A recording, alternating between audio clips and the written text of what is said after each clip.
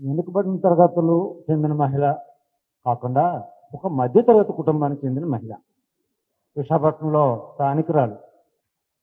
ఒక మధ్యతరగతి కుటుంబమైన మహిళకి వైఎస్ఆర్ కాంగ్రెస్ పార్టీలో జగన్మోహన్ రెడ్డి గారు విశాఖపట్నం మేయర్గా గౌరవించి గుర్తించి ఒక అవకాశం ఇచ్చారు.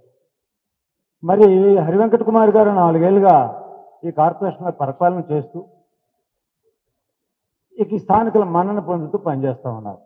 ఇవాళ చంద్రబాబు నాయుడు గారు కానీ పవన్ కళ్యాణ్ గారు కానీ పెద్దలు విశాఖ ప్రజలకు సమాధానం చెప్పాలి. మీరు దేనికి అవిశ్వాస తీర్మానం పెట్టారు? ఆవిడ మీద ఉన్నటువంటి అభియోగాలు ఏంటి? అవి ఏమి నిర్ధారణ అయినాయి? అవినీతి ఆరోపణలు ఉన్నాయా? ప్రభుత్వ ఆస్తులు కాపాడలేకపోయినారా? ఓ బలమైన కారణం మీరు విశాఖపట్నం ప్రజలకు చెప్పాల్సి ఉంటుంది.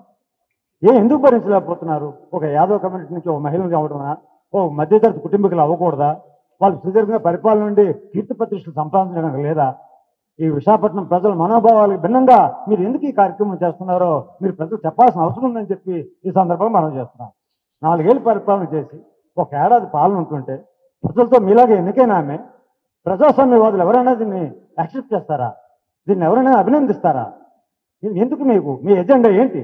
విశాఖపట్నం పట్ల మీకున్న అభిప్రాయం ఏంటి? మీకు ఇంత మెజార్టీ ఇచ్చారే, మిమ్మల్ని ఎమ్మెల్యేలు ఎంపీలు ఇంతమంది గెలిపించారే, మిమ్మల్ని మీరెందుకు ఈ స్థానిక సంస్థని మీ చేతిలో తీసుకొని మీరు ఏం ఆలోచించేస్తున్నారు?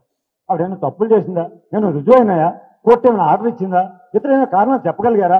కేవలం ఏదో తెలియని ఎజెండా మీలో పెట్టుకొని ఇటువంటి కార్యక్రమం చేశారు. కాబట్టి ఇది చాలా చంద్రబాబు నాయుడు గారు లాంటి ఒక సీనియర్ ముఖ్యమంత్రి దేశంలో, పవన్ కళ్యాణ్ గారు చాలా మరి మేము ఇతర పార్టీల్లో ఎవరైనా తీసుకున్నామంటే వాళ్ళు పదవులు వదిలిసి రావాలి తప్ప నేను తీసుకోని అన్నారు. మరి మా కార్పొరేట్ల మీద జాయిన్ అవుతున్నారే, వాళ్ళ చేత రిజైన్ చేయించారా పవన్ కళ్యాణ్ గారు?